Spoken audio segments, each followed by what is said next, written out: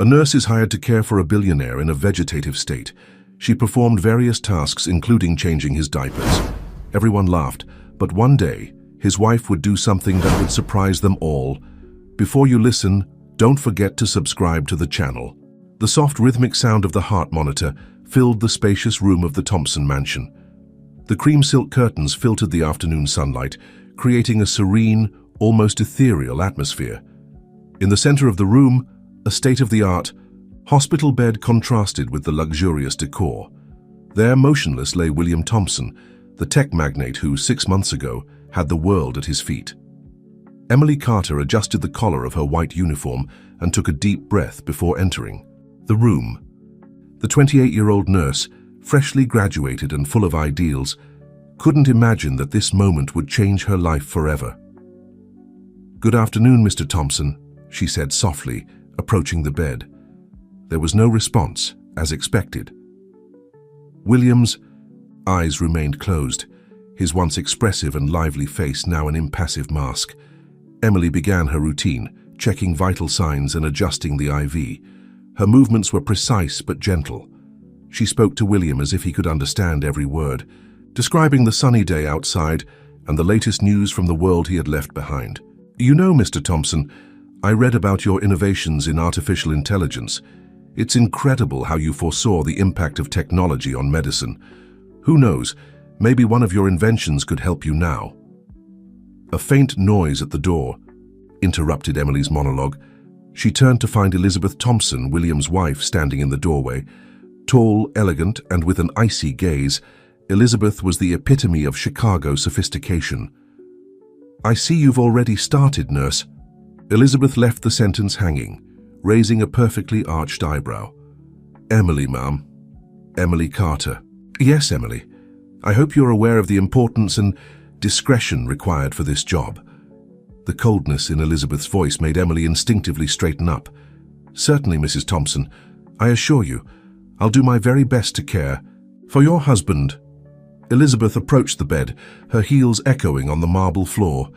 She looked at William, and for a moment Emily thought she saw a flicker of emotion in her eyes.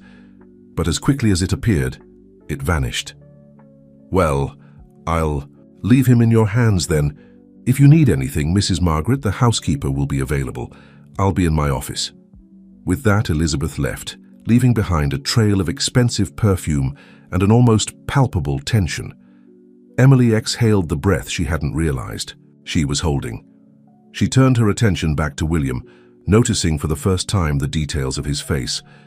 Despite his comatose state, traces of the charismatic man he once was still lingered. The lines around his eyes suggested someone who smiled often, something hard to reconcile with the motionless figure before her. "Don't worry, Mr. Thompson," Emily whispered, adjusting his pillow. "I'm here to help you, and I'll do everything in my power." The following hours were filled with the routine of care. Emily checked every detail, from skin hydration to the correct positioning to prevent pressure ulcers. As she worked, she couldn't help but think about the strange dynamic she had witnessed. Elizabeth's coldness starkly contrasted with the public image of the couple, always portrayed as the perfect example of unity and success. At the end of the day, Emily made her final notes in the chart. She was about to leave when she noticed something unusual: a photo frame on the bedside table, almost hidden behind medical equipment. Curious, she picked it up. The photo showed William smiling, holding a Siamese cat. "You have a furry friend, Mr. Thompson," she murmured, placing the frame back gently. "Thompson," Emily smiled, placing the photo frame back in its place. "Maybe we can bring him for a visit someday?" At that moment, a thought began to form in Emily's mind. What if there was more to recovery than just medication and physical therapy?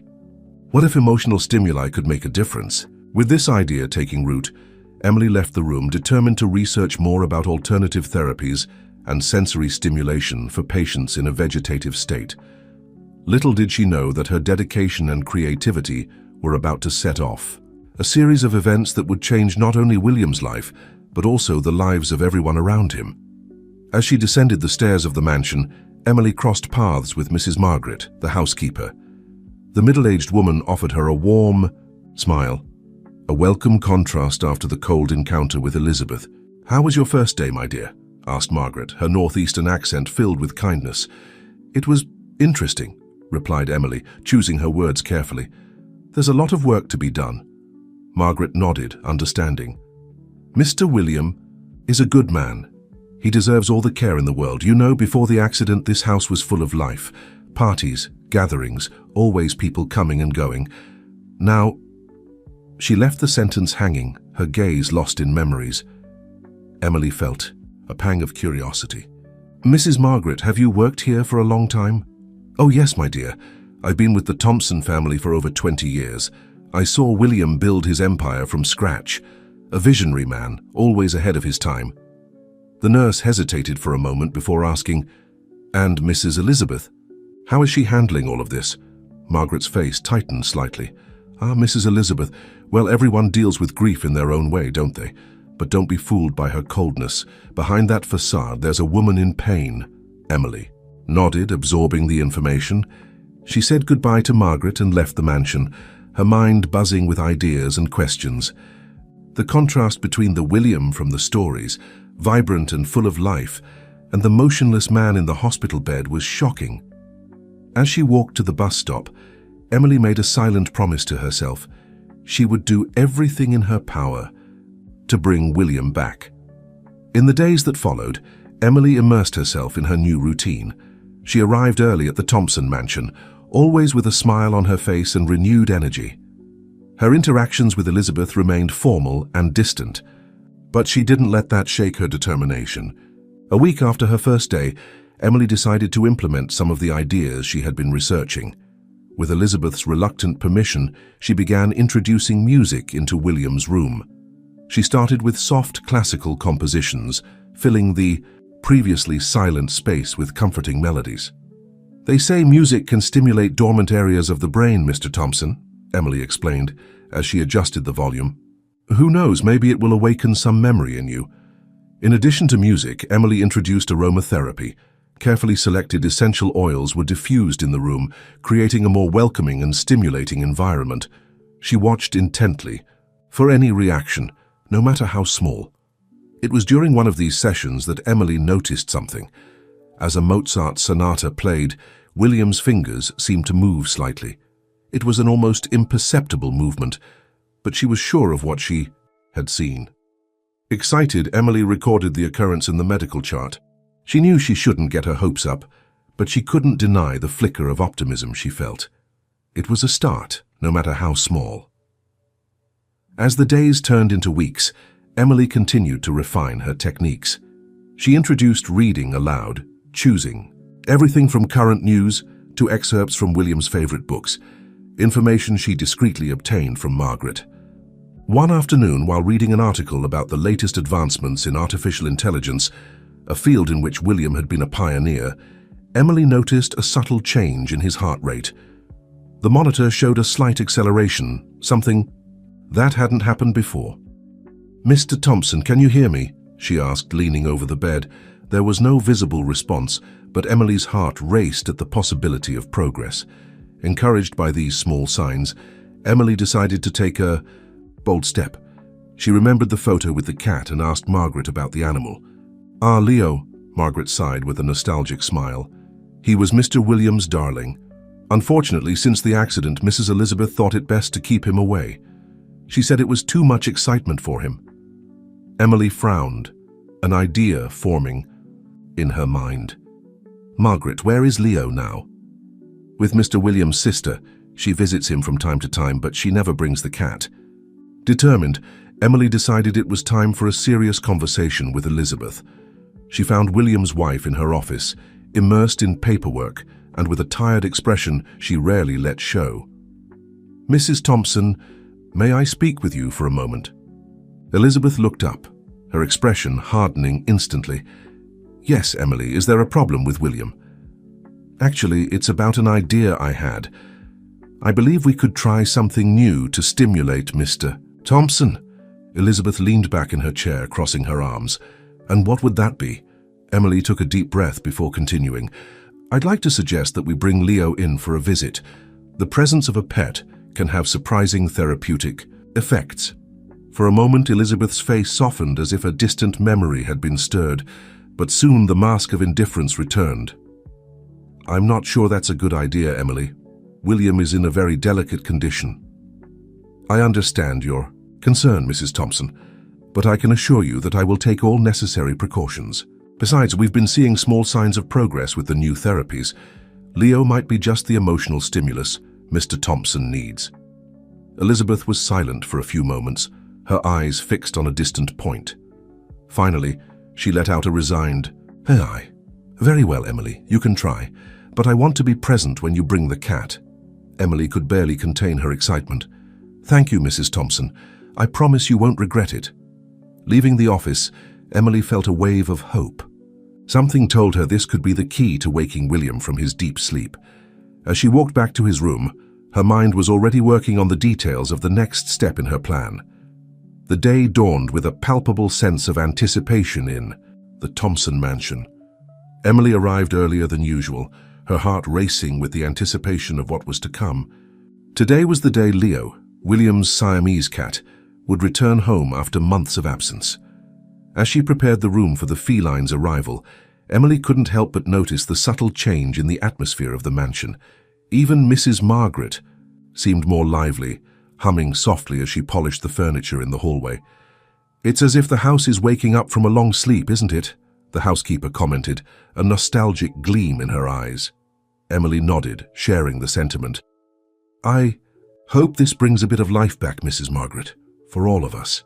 The hours dragged on until finally the sound of an approaching car broke the afternoon stillness.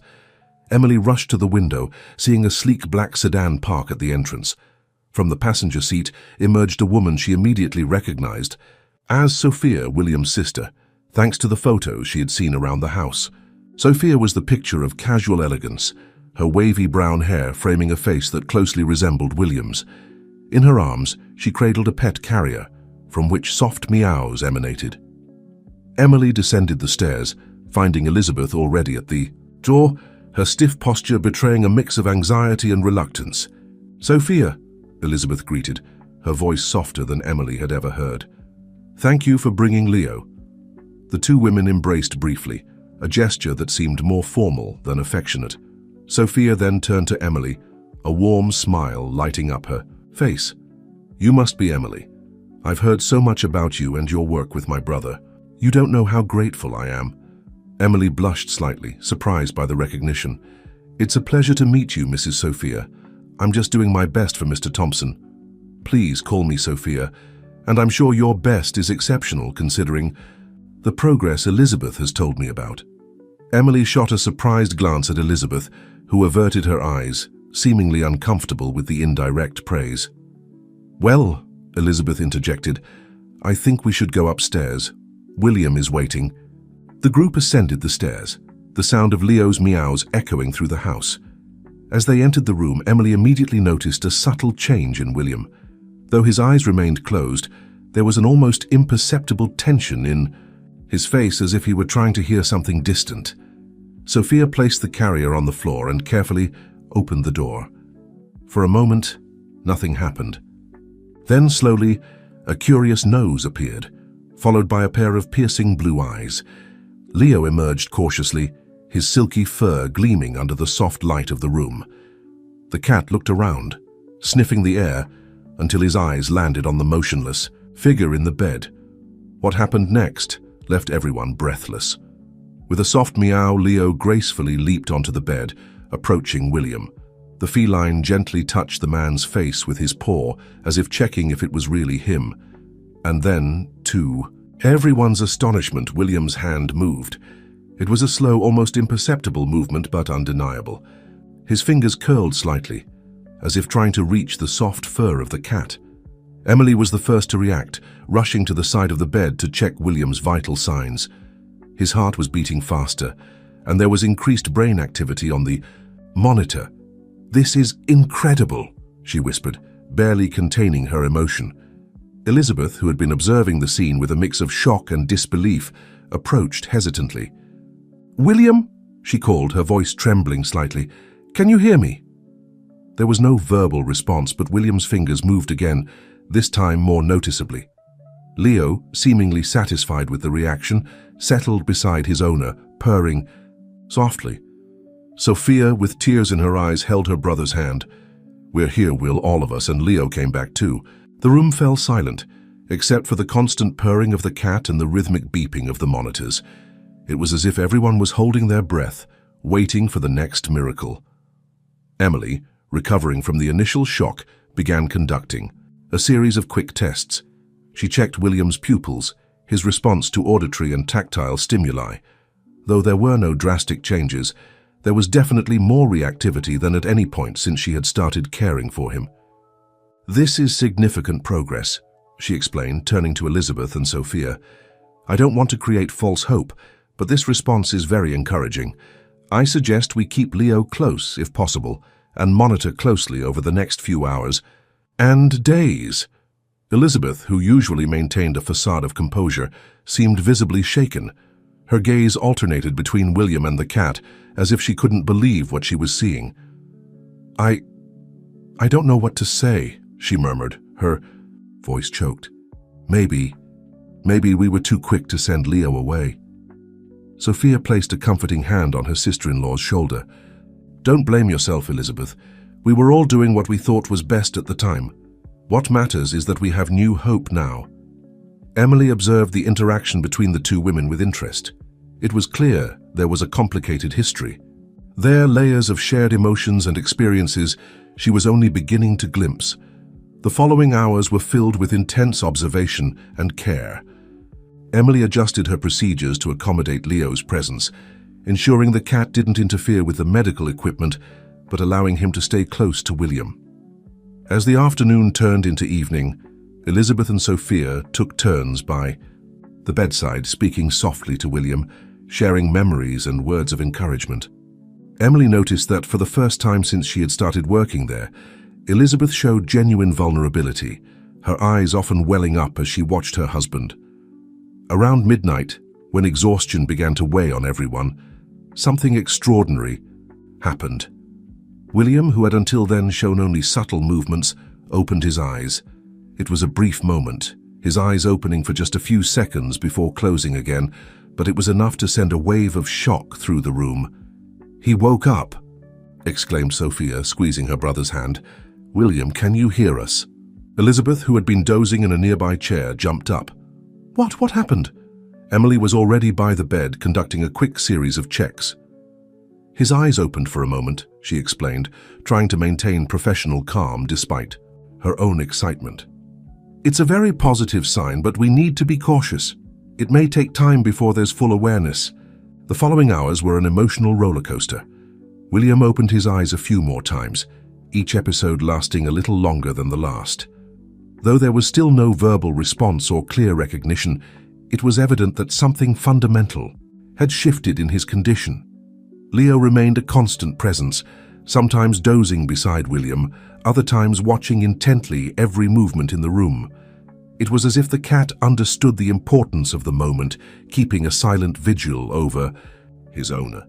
As the sun began to rise, painting the sky in shades of pink and gold, Emily finally convinced Elizabeth and Sophia to get some rest. "I'll stay with him," she assured them. "Any changes, I'll call you immediately." Reluctantly, the two women agreed to take turns resting, with Sophia going first to the guest room while Elizabeth stayed nearby. Alone with William and Leo, Emily allowed herself a moment of reflection. In just 24 hours, the scenario had changed drastically. Where there had once been only silence and stillness, now pulsed an energy of possibilities. "Mr. Thompson," she whispered, leaning over the bed. "I don't know if you can hear me, but I want you to know that we're all here for you. Don't give up, keep fighting." As if responding to her words, William's fingers moved slightly, brushing against Leo's fur. The cat responded with a soft purr, creating a symphony of hope in the once silent room. Emily smiled, feeling a mix of exhaustion and euphoria. She knew the road ahead would be long and challenging, but for the first time since she had started caring for William, she felt they were truly making progress. As the new day unfolded, bringing with it promises of change and challenges, Emily couldn't help but think about how the arrival of a simple cat had triggered a series of events that could alter the course of many lives. In the weeks following Leo's return, the Thompson mansion underwent a palpable transformation. What had once been an environment of heavy silence now pulsed with a renewed energy of hope and anticipation. Emily, more dedicated than ever, adjusted her routine to incorporate Leo's constant presence in William's care. The Siamese cat, in turn, seemed to have taken on the role of a faithful guardian, rarely straying from his owner's side. The progress, though slow, was undeniable. William began to have longer periods of consciousness, his eyes opening more frequently and staying open longer. There was still no verbal communication, but Emily noticed small reactions to stimuli. A raised eyebrow in response to a question, a slight squeeze of the hand when someone held his. Elizabeth, who had initially maintained a cautious distance, now spent hours by her husband's bedside. Emily watched her with curiosity, noting the subtle changes in her behavior. The coldness that had once characterized William's wife was gradually giving way to a vulnerability she seemed to struggle to hide. On a particularly sunny afternoon, Emily entered the room to find Elizabeth reading aloud to William. It was an article about the latest advances in artificial intelligence, a field in which William had been a pioneer before the accident. And experts believed this new approach could revolutionize the field of personalized medicine. Elizabeth concluded, her voice soft but firm. She looked up, meeting Emily's gaze. He always got so excited about these breakthroughs. He would stay up all night working on his ideas. Emily approached, checking the monitors as she responded. It must have been fascinating to be so close to his work. Elizabeth let out a sigh, her gaze lost in memories. At first, yes, but over time, well, let's just say it wasn't always easy competing with his work for his attention. The nurse felt she was glimpsing a side of the couple's relationship that had remained hidden until now. Mrs. Thompson, if I may ask, how did you two meet? For a moment, Emily feared she had crossed some invisible boundary, but to her surprise, Elizabeth smiled faintly. It was at a technology conference in San Francisco. I was there representing my father's company, and William was one of the speakers. He was so brilliant, so full of ideas and energy. It was impossible not to be fascinated. Elizabeth paused, her fingers absently stroking William's hand. We got married 6 months later. It was a whirlwind, you know. Everything happened so fast. Suddenly I was at the center of this world of innovation and big business. Emily listened intently, sensing the melancholy tone in Elizabeth's voice. And how was it adapting to that new life? Challenging, Elizabeth admitted, her mask of composure slipping momentarily. William was always working, always focused on his next big project. Sometimes I felt more like a business partner than a wife. At that moment, something unexpected happened. William's fingers moved, lightly squeezing Elizabeth's hand. Both women looked at him in surprise. "William?" Elizabeth called, leaning closer. "Can you hear us?" William's eyes slowly opened, focusing on Elizabeth's face with a clarity they hadn't shown before. His lips moved as if trying to speak, but no sound came out. Emily quickly stepped forward, performing a series of quick tests. "Mr. Thompson, if you can understand me, blink twice." There was a tense moment as they waited. Then, slowly but deliberately, William blinked twice. The room was filled with a wave of emotion. Elizabeth covered her mouth with her hands, tears silently streaming down her face. Emily felt her heart race with excitement and shock. "This is incredible," she whispered, more to herself than to the others. "Mr. Thompson, do you know where you are?" William blinked twice again. "My God," Elizabeth exclaimed, her voice choked. "He's really conscious. William, my love, can you speak?" William opened his mouth, making a visible effort, but only a hoarse, inarticulate sound came out. Frustration crossed his face. "It's okay," Emily intervened gently. "Don't force it. It takes time to regain all functions. The important thing is that you're communicating with us." Elizabeth held her husband's hand tighter, her eyes fixed on his. "We're here with you, William. We're not going anywhere." The next few minutes were a whirlwind of activity. Emily conducted a series of additional tests, checking reflexes and responses to various stimuli. Meanwhile, Elizabeth alternated between speaking softly to William and making frantic calls to Sophia and the doctors. Amid all the commotion, Leo, who had been sleeping at the foot of the bed, woke up and carefully approached William. The cat gently touched his owner's face with his paw, as if checking his condition. To everyone's surprise, William managed to raise his hand a few inches, his fingers brushing against Leo's soft fur. A soft sound, almost a sob, escaped his lips. "He recognizes Leo," Emily said, amazed. "This is an excellent sign. It shows that his long-term memories are intact." Elizabeth, watching the scene, seemed torn between joy and a more complex emotion that Emily couldn't decipher. "He always had a special connection with that cat," she murmured, almost to herself. The following hours were a mix of intensive medical exams and emotional moments. Sophia arrived, openly crying upon seeing her brother conscious. The medical team, led by neurologist Dr. Anderson, conducted a battery of tests, all confirming what they already knew. William was waking from his long sleep. "This is remarkable progress," Dr. Anderson explained after completing the exams. "But it's important to understand that we're just at the beginning of a long recovery process. There will be significant challenges ahead." Elizabeth, who seemed to have regained some of her usual composure, nodded seriously. "What can we expect, Doctor?" "Well, speech will likely be one of the biggest initial hurdles. We'll also have to work intensively on regaining mobility. There is a possibility of cognitive deficits, although it is too early to determine the extent." Emily, listening attentively, was already beginning to formulate plans in her mind. She knew her role would be crucial in the coming months, perhaps years. "And what about the therapy with the cat?" she asked, pointing to Leo, who had returned to his post at the foot of the bed. "Clearly it's having a positive impact." Dr. Anderson smiled, a glimmer of interest in his eyes. "I completely agree. Animal-assisted therapy has shown promising results in cases like this. I suggest we continue and even intensify this approach." As the discussion about the next steps in treatment continued, Emily noticed that William had fallen asleep, his face more relaxed than she had ever seen it. Elizabeth, noticing the same, quietly approached the bed, adjusting the blankets with a care that contrasted with her usual reserve. At that moment, observing the scene, Emily felt the weight of the responsibility she carried. William's awakening was just the beginning. The road ahead would be long and full of challenges, not just for him but for everyone around him. But there was hope, a hope that just a few weeks ago had seemed impossible. And with that hope came Emily's determination to do everything in her power to help William recover not only his health but his life. As the sun set, casting golden shadows across the room, Emily made a silent promise. No matter how difficult it got, she would be there, guiding William and his family through this journey of recovery, one step at a time. What none of them knew was that this awakening would not only change William's life, but would also set off a series of events that would deeply transform everyone in that room, revealing long-buried truths and forging connections no one could have foreseen.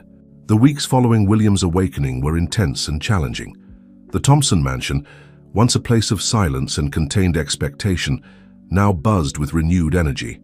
A multidisciplinary team of healthcare professionals came and went, turning the main bedroom into a sort of makeshift rehabilitation center. Emily, more dedicated than ever, coordinated the efforts with a mix of professional determination and personal care that did not go unnoticed by the others. Her routine now included not only basic care, but also overseeing physical therapy, speech therapy, and occupational therapy sessions. William, for his part, faced each day with a resilience that surprised everyone. His progress, though slow, was steady. His speech, initially limited to inarticulate sounds, began to take shape in hesitant words. His movements, once almost non-existent, gradually gained strength and precision. On a particularly challenging afternoon, during a physical therapy session, William struggled to move his right leg as instructed by the therapist. The effort was visible on his face, beads of sweat rolling down his forehead. "Come on, Mr. Thompson," Emily encouraged, standing by the bed. "I know it's hard, but you can do it." William closed his eyes, concentrating intensely. Then, with a grunt of effort, his leg moved a few inches. "Excellent," exclaimed the physical therapist, Dr. Paul. "That's a big step forward." At that moment, Elizabeth entered the room carrying a tray of tea. Her eyes widened as she saw the movement. He moved his leg?" she asked, her voice barely disguising her emotion. Emily nodded, smiling. "Yes, and it was the most controlled movement so far." Elizabeth approached the bed, setting the tray aside. For the first time since Emily had known her, she saw tears in the usually composed Mrs. Thompson's eyes. "William," she said softly, holding her husband's hand, "you're doing so well." William turned his head toward Elizabeth's voice, his eyes focusing on her face. Then, to everyone's surprise, he spoke. It was just one word, his voice hoarse and low, but clear. "Elizabeth." The room fell silent for a moment, everyone processing what had just happened. Elizabeth brought her hand to her mouth, unable to hold back a sob. "Yes, my love," she replied, squeezing his hand. "I'm here." Emily and Dr. Oliver exchanged excited glances. This was a significant milestone in William's recovery. In the days that followed, William's speech gradually improved. Words gave way to short, though still hesitant, sentences. With each new achievement, Emily noticed a subtle change in Elizabeth. The cold, distant facade that had characterized her at the beginning was slowly unraveling, revealing a complex woman deeply invested in her husband's recovery. One evening, as Emily was finishing her notes before ending her shift, Elizabeth approached her in the hallway. "Emily," she began, her voice low and hesitant, I want to thank you for everything you've done." Surprised by the unusual display of gratitude, Emily smiled. "There's no need to thank me, Mrs. Thompson. I'm just doing my job." Elizabeth shook her head. "So no, it's more than that. You've brought hope back to this house, to William, to me." There was a pause, heavy with unspoken emotion. Emily felt she was seeing a side of Elizabeth that few had the privilege of knowing. "You know," Elizabeth continued, her gaze lost in some distant point, "when William had the accident, a part of me froze. It was easier to keep my distance, to pretend nothing had changed. But seeing him like this now, fighting to come back, makes me realize how wrong I was to pull away." Emily listened intently, feeling the weight of Elizabeth's words. "It's never too late to rebuild, Mrs. Thompson. Mr. William needs you now, more than ever." Elizabeth nodded, unshed tears glistening in her eyes. "Thank you, Emily, for not giving up on him, and for helping me not to give up either." With that, Elizabeth turned and walked back to William's room, leaving Emily deep in thought. The young nurse realized she was witnessing not just William's physical recovery, but also a profound emotional transformation in everyone around him. Days turned into weeks, and weeks into months. William's progress, though steady, was punctuated by moments of frustration and occasional setbacks. There were days when he struggled to form words that had flowed easily the day before, or when his muscles seemed to refuse to cooperate. It was during one of these difficult moments that Emily witnessed something that would forever change her understanding of the Thompson family dynamics. William was having a particularly challenging day.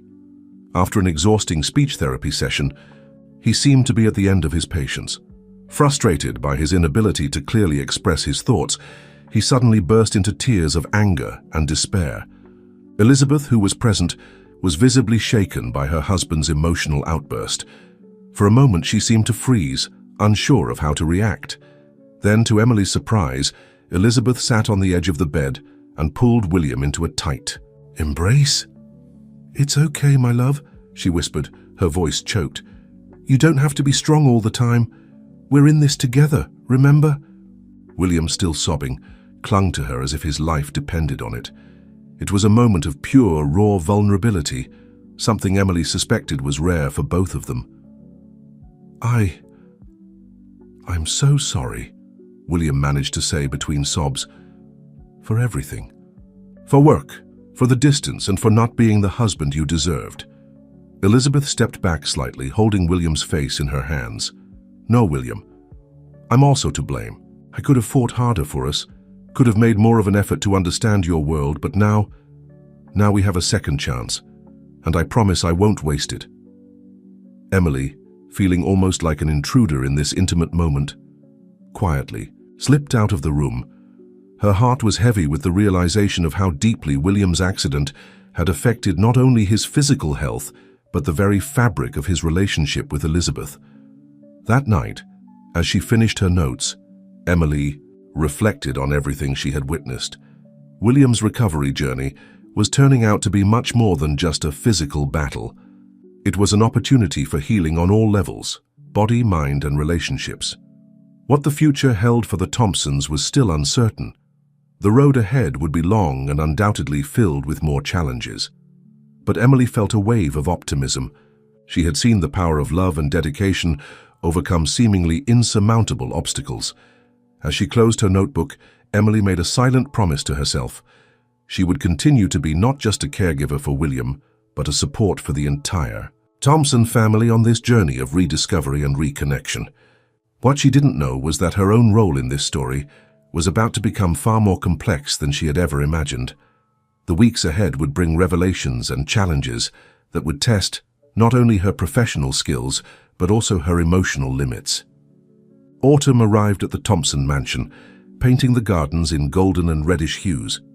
With the change of seasons came a new phase in William's recovery and the family's dynamics. Emily, now a constant and trusted presence in the house, began to notice subtle changes in everyone's behavior. William, whose physical progress was evident, seemed to be struggling with something beyond his physical recovery. There were moments when his gaze would drift into emptiness, a shadow of worry crossing his face. One afternoon, as she helped William with his physical therapy exercises in the garden, Emily decided to bring it up. "Mr. Thompson," she began gently, "I've noticed that something seems to be troubling you.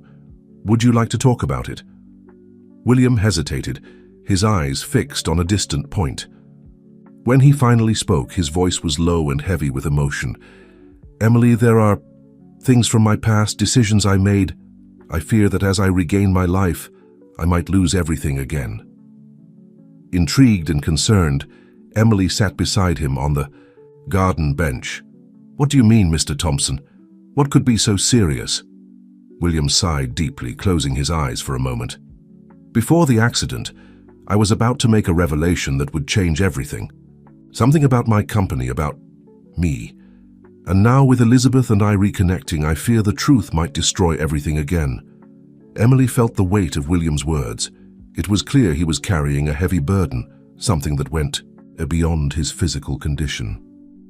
"Mr. Thompson," she said softly, "I can't imagine what you're going through, but I believe honesty is always the best path.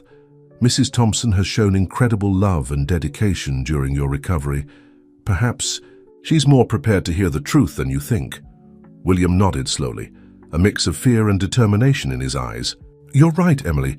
I need to tell her, but I need time to find the right words." In the days that followed, Emily watched William with heightened attention.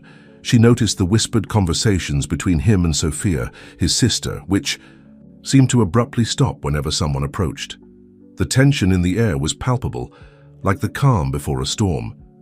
Elizabeth, for her part, seemed to have noticed the change in her husband's behavior. Her glances at William were a mix of love and concern, as if she sensed something important was about to happen.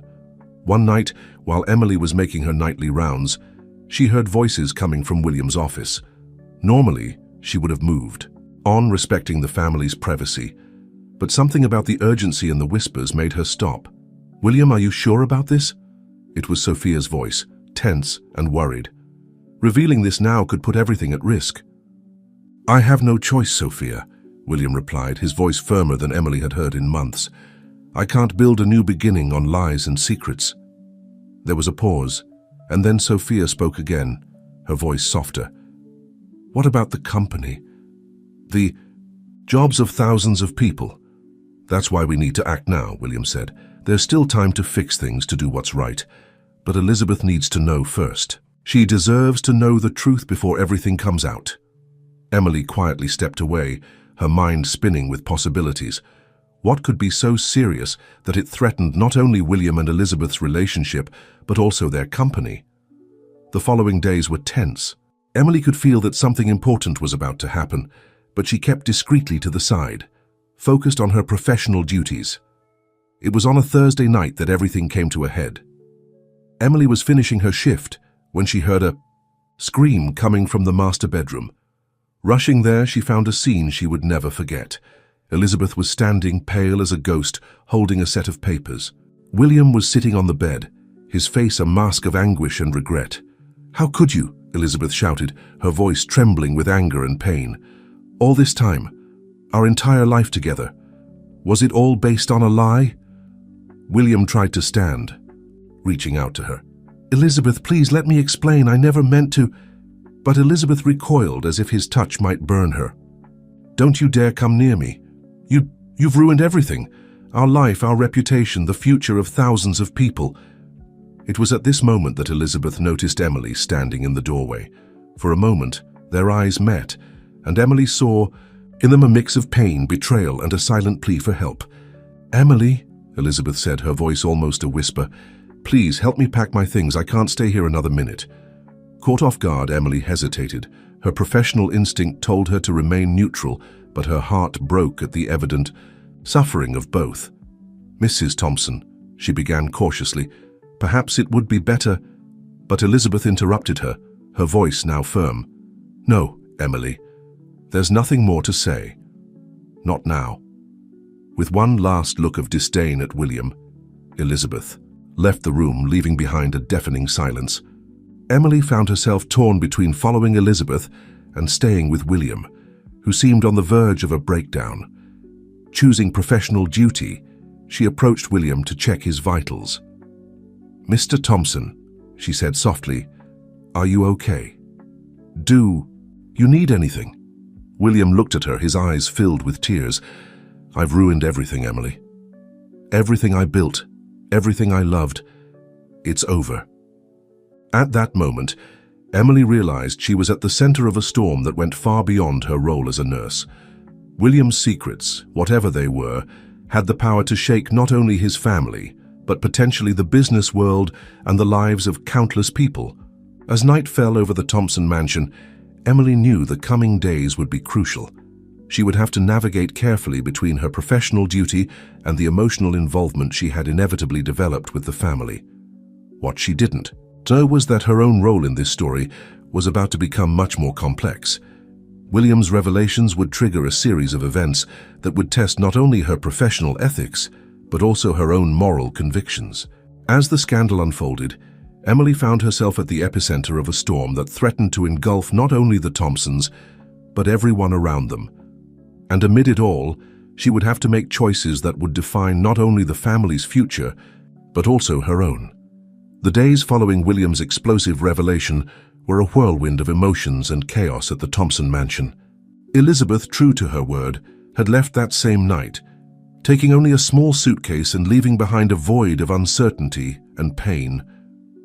Emily, now more than ever, found herself torn between her professional duty and the emotional involvement she had inevitably developed with the family.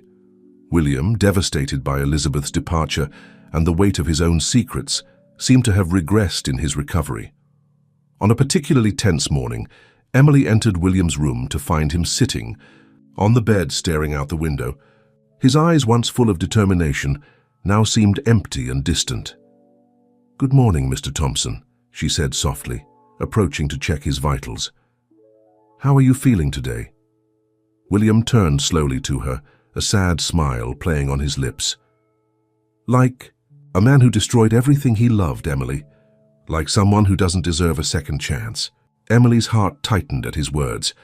She sat on the edge of the bed, deciding that at that moment, what William needed most was a friendly ear.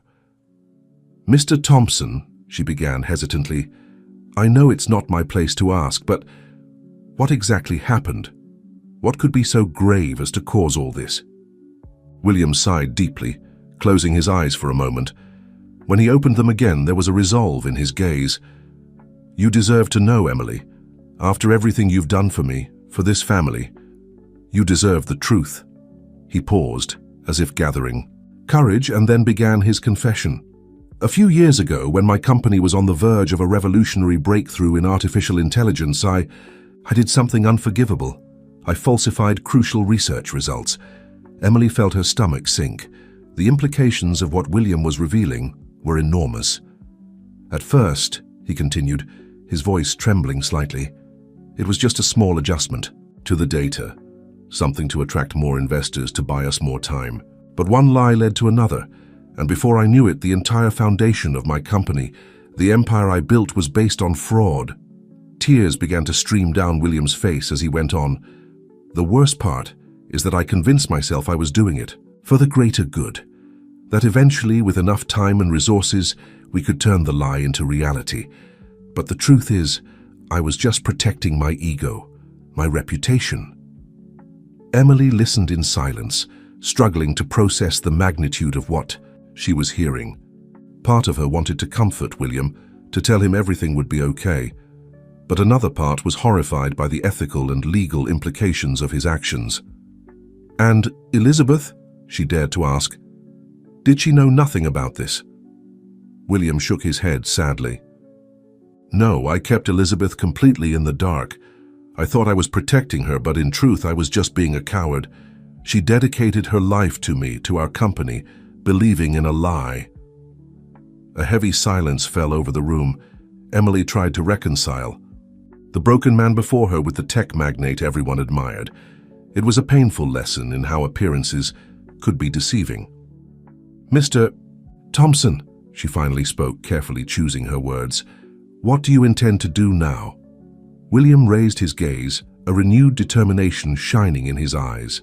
"I'm going to tell the truth, Emily, to everyone, to the press, to the shareholders, to the authorities. I know I'll probably lose everything, my company, my freedom, maybe even Elizabeth forever, but it's the only way to start fixing what I've done." Emily nodded slowly, respecting William's courage despite the gravity of his past actions. "And when do you plan to do this?" "Today," he replied, surprising her. "I've already asked Sophia to arrange a press conference for this afternoon. It's time to face the consequences of my actions." The hours that followed were a whirlwind of activity. Sophia arrived, her eyes red and swollen from crying, but her posture resolute as she stood by her brother. Lawyers and PR advisors came and went from the room, all trying to prepare William for what was to come. Emily watched it, all with a mix of admiration and apprehension. Part of her wanted to protect William, to shield him from the storm that would surely follow, but she knew this was a path he needed to walk. When the time for the press conference arrived, Emily helped William dress properly for the first time in months. As she adjusted his tie, their eyes met in the mirror. "Thank you, Emily," William said softly, "for everything. I know what I'm about to do today will probably cost me everything, but I feel like I'm finally doing the right thing." Emily smiled gently, squeezing his shoulder in a gesture of support. "I'm proud of you, Mr. Thompson. This takes a lot of courage." As William was led to the living room, where dozens of journalists were waiting, Emily retreated to the back of the house. She didn't want to intrude on this pivotal moment for the family. From a distance, she heard William's voice, steady, despite everything, beginning his public confession. The reactions of the journalists, gasps of shock, frantic questions, echoed through the mansion. Sitting in the kitchen with Mrs. Margaret quietly by her side, Emily reflected on the events of the past few weeks. How had a simple mission to care for a patient turned into something so complex and emotionally charged? The sound of a door slamming snapped her out of her thoughts. Hurried footsteps echoed down the hallway, and suddenly Elizabeth burst into the kitchen, her eyes wild and filled with tears. "Where is he?" she demanded, her voice trembling with emotion. "Where's William?" Emily stood up quickly, startled by her sudden appearance. "Mrs. Thompson, he's in the living room. There's a press conference." But Elizabeth was already moving, running toward William's voice. Emily followed her, her heart racing with anticipation of what was to come. As they reached the entrance to the living room, the scene unfolding was surreal. William, standing before a crowd of journalists, was in the middle of his confession. His words, heavy with regret and determination, filled the air. "And for that, I am here today to take full responsibility for my actions. I know I've disappointed not only my family and employees, but also everyone who believed in my vision. I am prepared to face the legal consequences." And it was at this moment that he saw Elizabeth. His words died in his throat, his eyes widening in a mix of surprise and fear. Elizabeth, for her part, seemed frozen in place, her eyes locked on William. The silence that fell over the room was deafening, broken only by the frantic clicking of photographers' cameras. Emily watched, holding her breath, as the couple stared at each other across the crowded room. In that moment, she realized she was witnessing a turning point, not just in the Thompsons' lives, but potentially in the history of technology and business. What would happen next? Would Elizabeth forgive William? How would the world react to this bombshell revelation? And what role would Emily play amidst all this chaos? The silence that followed Elizabeth's dramatic entrance at the press conference seemed to stretch indefinitely. The camera flashes froze the moment in time. William, pale and visibly shaken, staring at Elizabeth, whose face was a mask of conflicting emotions. It was Elizabeth who finally broke the silence. With firm steps, she crossed the crowded room, ignoring the whispers and stares of the journalists. When she reached William, she did something no one expected. She hugged him. "You idiot," she murmured, loud enough for the microphones to catch. "Why didn't you tell me sooner?" William, surprised and emotional, returned the hug tightly. I was afraid," he admitted, his voice choked. "Afraid of losing you, of losing everything." Elizabeth pulled back slightly, holding William's face in her hands. "We built this together, William. We should have faced this together too." The intimate moment was interrupted by the growing buzz of the journalists, all eager for answers. Sophia, sensing the need to control the situation, quickly approached the microphone. "Ladies and gentlemen," she announced, her voice steady despite the evident emotion, "out of respect for Mr. Thompson's health and the gravity of the situation, we ask for your patience. We will return shortly to answer your questions." With that, she guided William and Elizabeth out of the room, while Emily and the security team kept the journalists at bay. In the days that followed, the Thompson mansion became the epicenter of a media storm. William's revelations shook the corporate and tech world.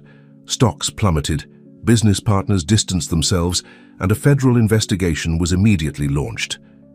Emily, amidst all the chaos, found herself in a unique position. Not only was she still responsible for William's health, but she also became a kind of emotional anchor for the family. Elizabeth, in particular, seemed to seek her company and advice with increasing frequency.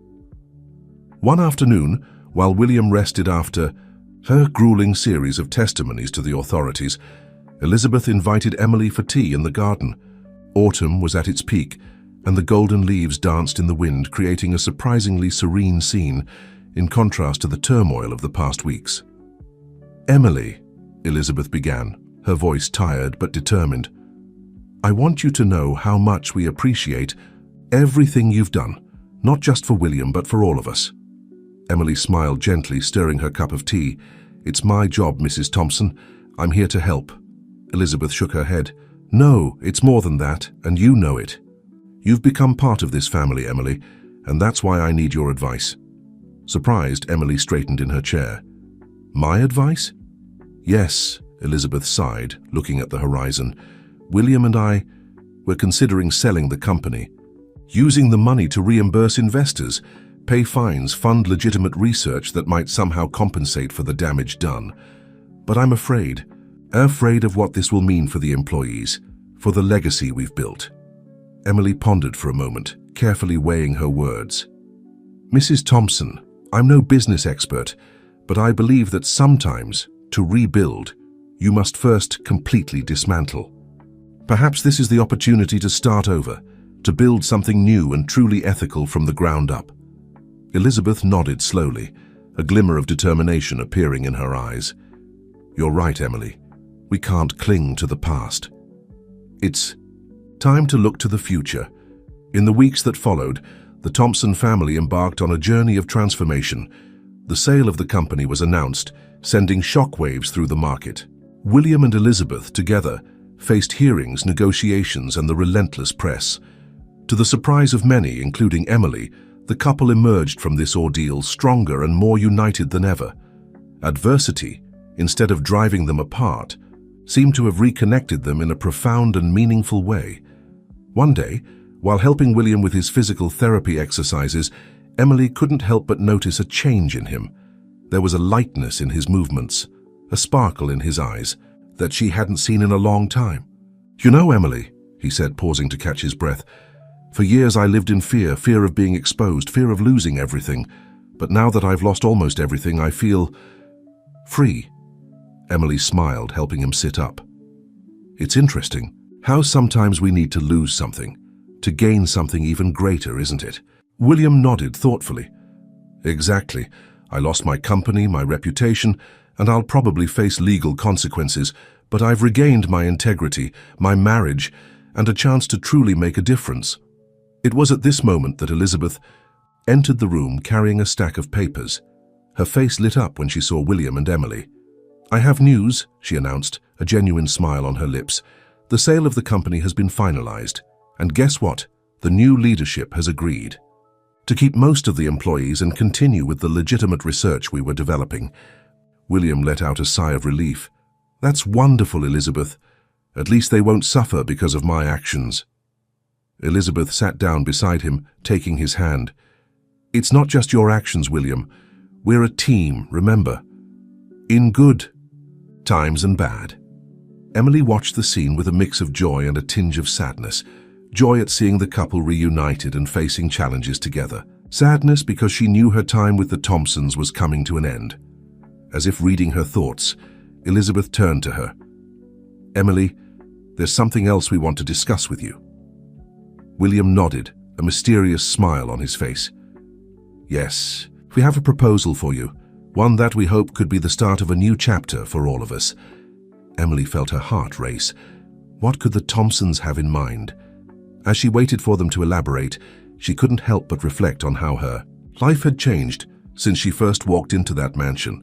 Whatever the future held, Emily knew that nothing would be the same as before, and in some way that filled her with an exciting sense of anticipation. Emily looked at William and Elizabeth with a mix of curiosity and apprehension. The couple exchanged a knowing glance before Elizabeth began to speak. "Emily," she said, her voice soft but firm, "throughout all this time you've been much more than just William's nurse. You've become a friend, a confidant, and in many ways part of our family." William nodded in agreement. "You didn't just take care of my physical health, but you also helped us navigate one of the most turbulent periods of our lives, and for that, we are eternally grateful." Emily felt a lump form in her throat. I just did my job," she managed to say, though she knew it was much more than that. Elizabeth smiled gently. "No, Emily. You did far more than your job required, and that's why we have a proposal for you." William adjusted himself in his chair, leaning slightly forward. "As you know, we sold the company, but what you don't know is that we set aside a significant portion of the resources for a new project, a project that we hope can make a real difference in the world." Emily looked from one to the other, intrigued. What kind of project? Elizabeth picked up an envelope from the stack of papers she had brought and handed it to Emily. "We're creating a foundation, an organization dedicated to helping people in situations similar to what William faced, patients recovering from severe neurological injuries, especially those without access to cutting-edge treatments." Emily opened the envelope with trembling hands, her eyes quickly scanning the documents inside. It was a detailed prospectus outlining the goals and structure of the new foundation.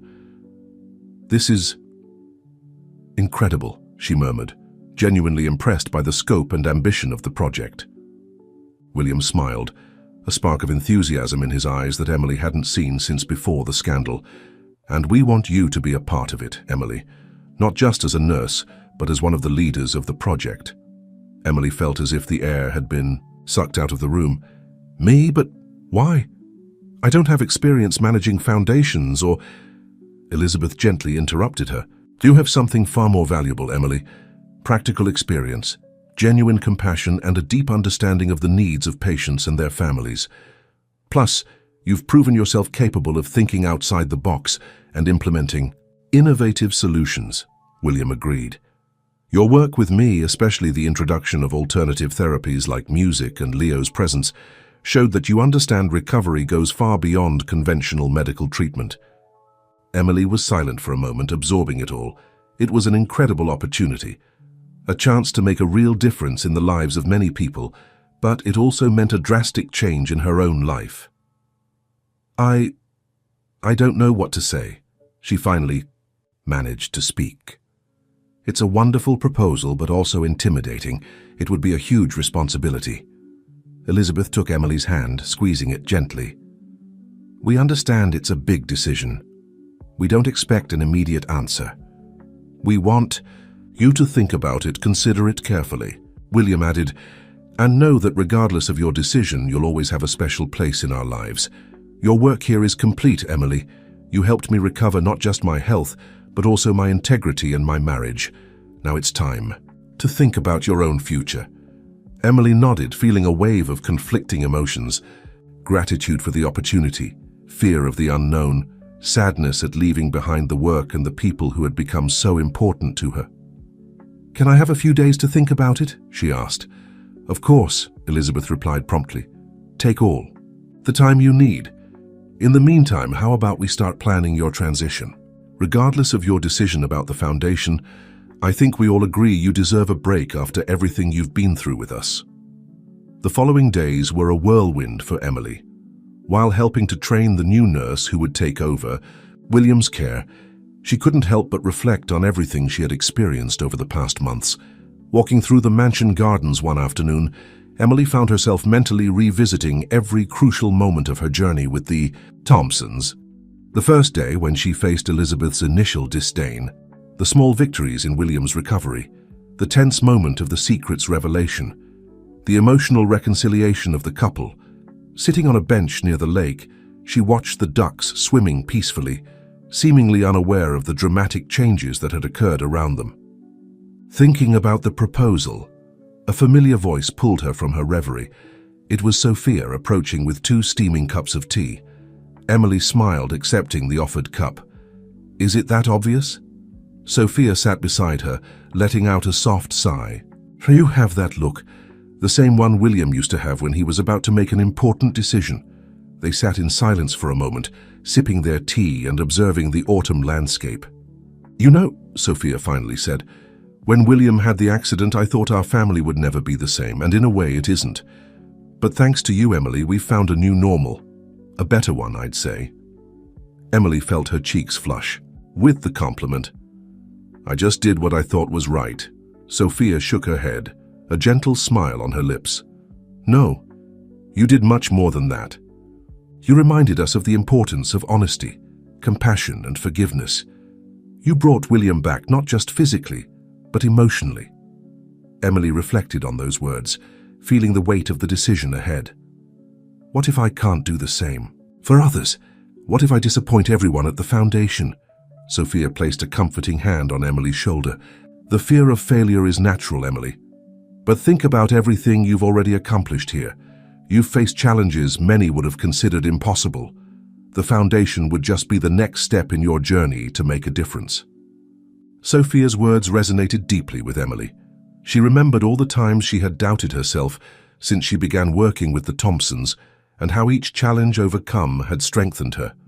At that moment, sitting by the lake with the autumn sun setting on the horizon, Emily felt a clarity she hadn't experienced in weeks.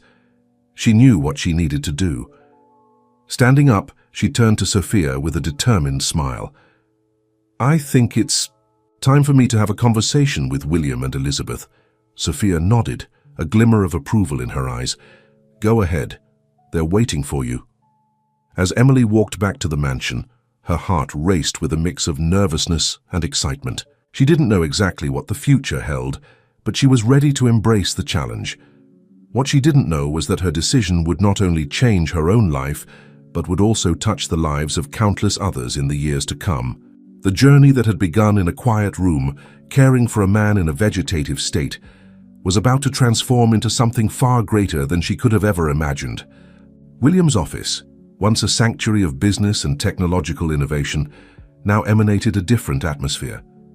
The walls, once adorned with industry awards and recognitions, now displayed photos of recovering patients and charts detailing the goals of the new foundation. It was a silent testament to the transformation not only of the space but of the priorities and values of its occupants. Emily took a deep breath before knocking on the slightly open door. Inside, William and Elizabeth were leaning over a table, full of papers, discussing animatedly. Upon seeing her, they both smiled, a mix of anticipation and affection in their eyes. "Emily," William greeted her, his voice stronger and more confident than she had heard since the beginning of his recovery. "Please come in, we were just talking about you." Elizabeth pulled out a chair, inviting Emily to join them. "I hope it's good things," Emily joked, trying to ease her own tension. "Always," Elizabeth replied with a warm smile. "Actually, we were discussing some details about the Foundation's project, but I imagine you came here for a specific reason?" Emily nodded, feeling the weight of the decision she was about to share. "Yes, I've thought a lot about your proposal, about joining the Foundation." William and Elizabeth exchanged a quick glance before turning their full attention to Emily. The silence in the office was palpable, charged with anticipation. "And so?" William asked softly, his voice betraying a hint of anxiety. Emily took another deep breath and then, with a growing smile, announced, "I accept. I want to be part of this project, to help make a difference in the lives of others, just as I've been able to do in yours." The reaction was immediate. Elizabeth let out a cry of joy, standing up to hug Emily. William, still limited in his movements, reached out to shake her hand, his eyes shining with emotion. "You don't know how happy this makes us, Emily," William said, his voice choked. "Your experience, your compassion, will be invaluable to the Foundation's success." Elizabeth, still with an arm around Emily, added, "And not just that. You'll bring a unique perspective, someone who's been on the front lines of care and knows exactly what patients and their families need." Emily felt a wave of emotion wash over her. It was a moment of fulfillment, of feeling like she was on the right path. "Thank you for your trust," she said. "I promise to give my best to honor this opportunity." The three spent the next few hours discussing the initial details of the project. Emily was impressed by the comprehensive vision William and Elizabeth had developed. The Foundation wouldn't just provide medical treatment, but also psychological support, financial assistance for families in need, and investment in innovative research in neurological rehabilitation. "We want to create a holistic model of care," William explained, pointing to a diagram on the wall. "Something that treats not just the patient, but the entire ecosystem around them. Family, community, research, all interconnected." Emily nodded, already imagining the possibilities. "What about animal-assisted therapy? After what we saw with Leo, I think we could expand on that." Elizabeth smiled, clearly approving of the suggestion. "Excellent idea, Emily.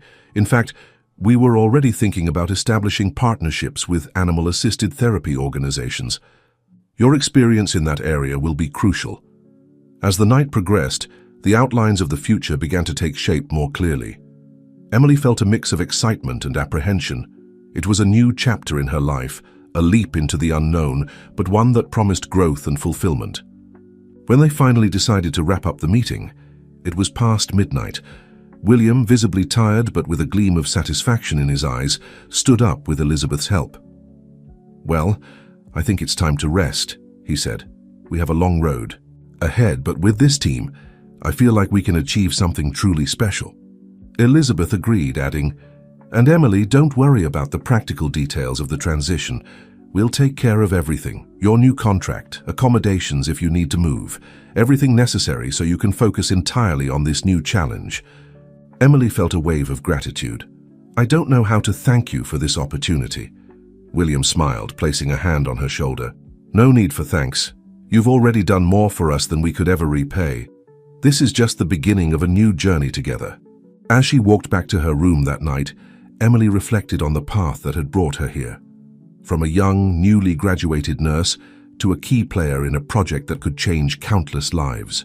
It was a huge responsibility, but one she felt ready to take on. Lying in bed, staring at the ceiling, Emily allowed herself to dream about the future. She envisioned patients regaining movements they thought were lost forever, families reunited, groundbreaking research being conducted. And at the center of it all, she saw herself, no longer just observing and caring, but actively shaping the destinies of so many. With a smile on her lips, Emily drifted off to sleep. Her last thought before falling asleep a mix of gratitude for the past and anticipation for the future. Tomorrow would undoubtedly bring challenges, but also promises of a new beginning full of possibilities. What she didn't know was that the coming years would bring not only professional successes, but also personal challenges and surprising revelations that would test her resolve and redefine her understanding of family, loyalty, and purpose. But for now, on that quiet night, Emily rested, ready to embrace whatever fate had in store for her. The months following Emily's decision to join the Thompson Foundation were a whirlwind of activity. The mansion, once a symbol of wealth and corporate power, gradually transformed into the nerve center of a rapidly growing philanthropic organization. Emily threw herself headfirst into her new responsibilities. Her days were now filled with planning meetings, visits to hospitals and rehabilitation centers, and endless hours of research to implement the best practices in neurological care. One sunny spring morning, nearly a year after the project began, Emily found herself in the mansion's garden, now transformed into a therapeutic space for recovering patients. She watched with a smile as a group of therapists led an adapted yoga session for people with limited mobility. Impressive, isn't it? William's voice surprised her. He approached, walking with the aid of a cane, his physical progress evident in every steady step. Emily nodded, feeling a wave of pride. It's amazing to see how far we've come in such a short time. Who would have thought this garden would become a center for healing? William smiled, his eyes shining with a mix of satisfaction and determination. And this is just the beginning, Emily. We have big plans for the future. They walked together through the garden, discussing the foundation's latest developments. Emily couldn't help but notice how William had changed. The broken, guilt-ridden man she had met over a year ago had transformed into a compassionate and visionary leader. "You know," William said, stopping to watch a group of patients practicing Tai Chi, "sometimes I wonder if any of this would have been possible without you, Emily." Emily felt her cheeks flush at the unexpected compliment. "Oh, Mr. Thompson, it was you and Mrs. Elizabeth who had the vision to create all of this." William shook his head, his gaze growing more serious. "Maybe we had the idea, but you showed us the way. Your dedication, your innovative approach, you inspired us to think beyond the conventional." Before Emily could respond, they were interrupted by the hurried arrival of Elizabeth. Her usually composed face was tense with worry. "William, Emily," she called, approaching quickly. "We have a problem. The press." Elizabeth hesitated, casting a worried glance at the nearby patients before continuing in a low voice. "They're asking questions about the foundation's funding. Some journalists are suggesting we're using money obtained illegally." William's expression darkened instantly. "But that's absurd. All funds were audited and approved during the sale of the company." Emily felt a knot form in her stomach. After all the progress, after all the good they had done, were they now facing a new crisis?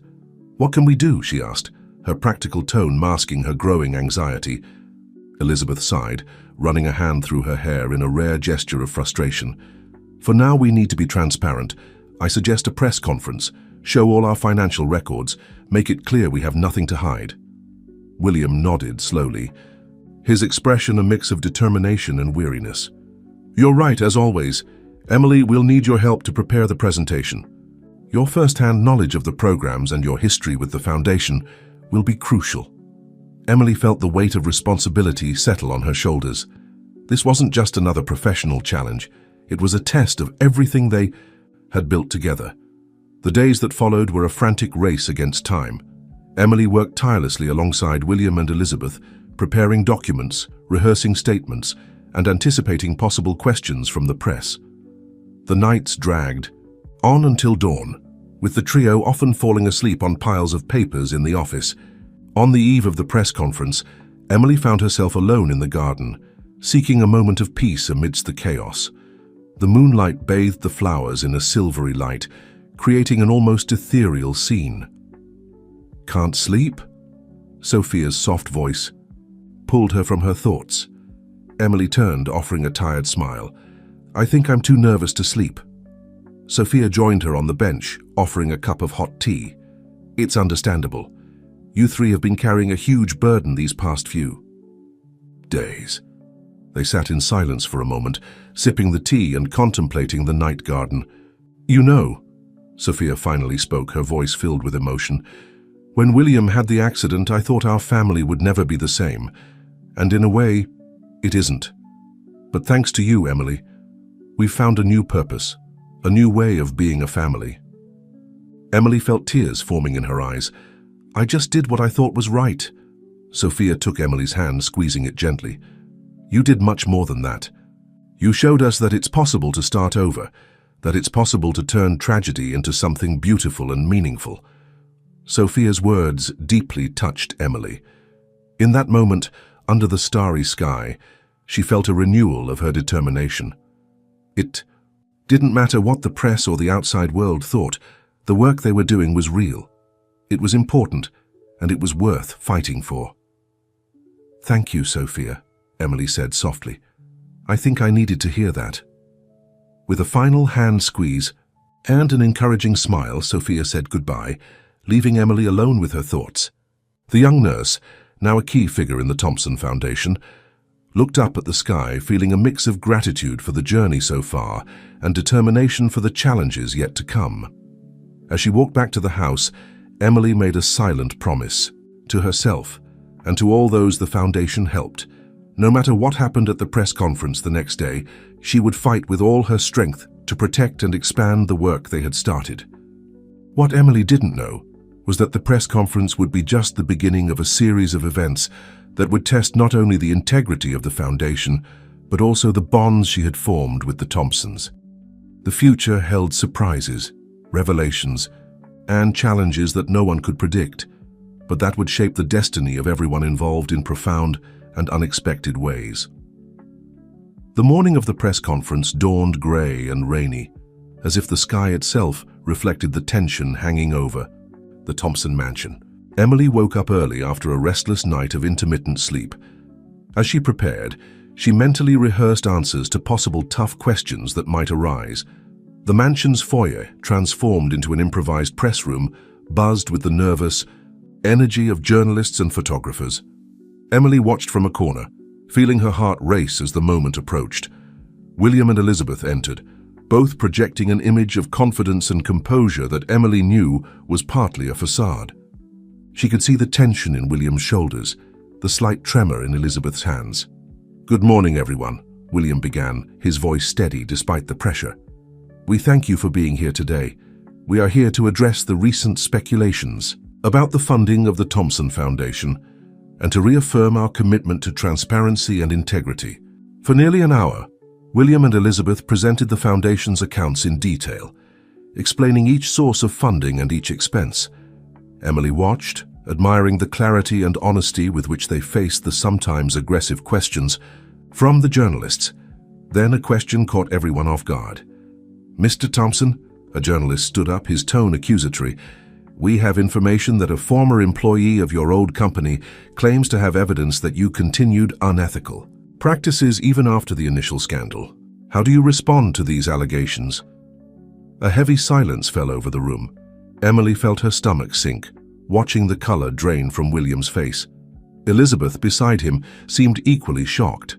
William hesitated for a moment before responding, his voice slightly trembling. "And I have no knowledge of such allegations. Our foundation operates with complete transparency and ethics. If there are specific accusations, we are open to investigating them fully." The press conference ended in a palpable atmosphere of tension. As soon as the cameras were turned off, William, Elizabeth, and Emily quickly retreated to the office, closely followed by Sophia and the Foundation's legal team. "What the hell was that?" Elizabeth exploded as soon as the door closed. "William, do you have something to tell us?" William slumped into a chair, suddenly looking aged and exhausted. I don't know what they're talking about. I swear since we started the Foundation, everything has been completely above board." Emily watched the scene unfold, torn between her loyalty to the Thompsons and a growing sense of unease. "Maybe it's just a misunderstanding," she suggested, hesitantly. "A disgruntled employee trying to cause trouble?" Sophia, who had been silent until then, spoke up.